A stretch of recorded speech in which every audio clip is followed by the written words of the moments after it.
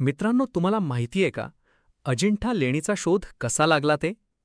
आजपासून जवळजवळ 200 वर्षांपूर्वी, म्हणजे इंग्रजांच्या काळात सन 1819. त्या काळात महाराष्ट्रातील औरंगाबाद जवळचा हा परिसर पूर्णपणे जंगलाने व्यापलेला होता. इथे ना रस्ते होते, ना पर्यटक, घनदाट जंगल, उंच डोंगर, दरीतून वाहणारी शांत वाघूर नदी. फक्त निसर्ग, वन्यजीवन आणि विस्मृतीत गेलेलं एक अद्भुत रहस्य. त्या दिवशी एक इंग्रज अधिकारी वाघाच्या शिकारीसाठी जंगलात फिरत होता. त्याचं नाव होतं जॉन स्मिथ. तो आपल्या सहकाऱ्यांसोबत जंगलात वाघाचा माग काढत होता. अचानक त्याच्या नजरेस दूरवर डोंगराच्या कड्यावर काहीतरी कोरलेलं दिसलं. ते एखाद्या नैसर्गिक गुहेसारखं नव्हतं, तर जणू एखाद्या भव्य दरवाजाचा आकार होता. कुतूहलाने तो त्या दिशेने पुढे गेला. दाट झाडं बाजूला सारत, काटेरी वाट पार करत तो त्या डोंगराजवळ पोहोचला. आणि पुढच्याच क्षणी त्याच्या डोळ्यांसमोर उभं राहिलं मानव इतिहासातील एक अद्भुत चमत्कार. अजिंठा केव्ज. डोंगराच्या कातळात कोरलेल्या भव्य लेण्या, सुंदर कमानी, भिंतींवरची चित्र आणि हजारो वर्षांपूर्वी घडवलेली अप्रतिम शिल्पकला. जॉन स्मिथ थक्क झाला, कारण त्या लेण्या साध्या गुहा नव्हत्या. त्या होत्या बौद्ध भिक्षूंनी तयार केलेल्या ध्यानगृह आणि विहार. इतिहासकारांच्या मते या लेण्या ईसपूर्व 2ऱ्या शतकापासून ते ईस 6व्या शतकापर्यंत तयार करण्यात आल्या, म्हणजे जवळपास 2000 वर्षांपूर्वी. अजंठा केव्ज याचे सौंदर्य आणि आकर्षण विलक्षण आहे. बौद्ध भिक्षूंनी ध्यानासाठी ह्यापेक्षा योग्य जागा मिळालीच नसती. उंच कडे, दाट जंगल आणि हिरवाईने वेढलेली वाघूर नदीची दरी, हे सर्व मिळून एक अद्भुत शांतता निर्माण करतात.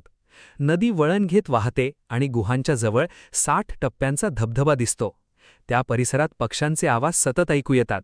पोपट, निळे कबुतरे, माकडे, हरिणे, लांडगे, बिबटे आणि कधीकधी वाघही त्या भागात आढळतात. अशा निसर्गरम्य वातावरणात बौद्ध भिक्षू ध्यान करत असत. पूर्वी या परिसरात लहान गावे होती. भिक्षू भिक्षा मागण्यासाठी गावात जात असत. राजे, सरदार आणि सामान्य लोक अजंठ्याला भेट देत असत. त्यामुळे समाजातील सर्व स्तरातील लोकांचे जीवन या चित्रांमधून दिसून येते. अजिंठ्यातील भिंतींवर बुद्धांच्या जीवनकथा, जातक कथा, प्राणी, पक्षी आणि निसर्गचित्रे रेखाटलेली आहेत. या चित्रांमधून कलाकारांची कल्पनाशक्ती आणि भावविश्व दिसून येते.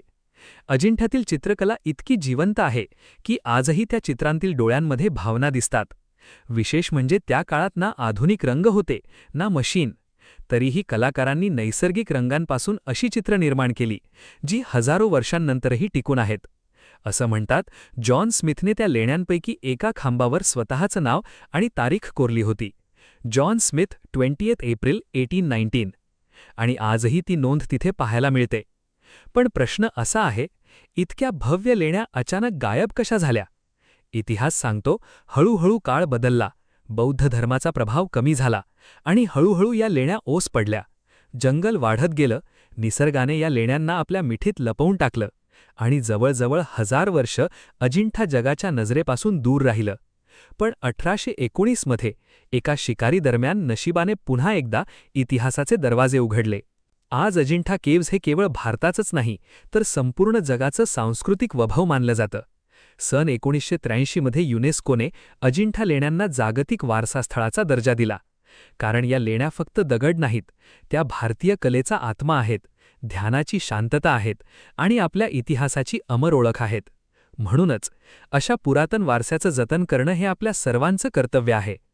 जेव्हा आपण अशा ऐतिहासिक ठिकाणी फिरायला जातो, तेव्हा तिथली स्वच्छता राखा, भिंतींवर काहीही लिहू नका आणि या अमूल्य वारशाला कोणतीही हानी होणार नाही याची काळजी घ्या. कारण आपण आज जपून ठेवलेला इतिहासच उद्या पुढच्या पिढीला आपल्या संस्कृतीची ओळख करून देणार आहे. आपला इतिहास, आपली ओळख आणि ती जपणं हीच आपली खरी जबाबदारी आहे.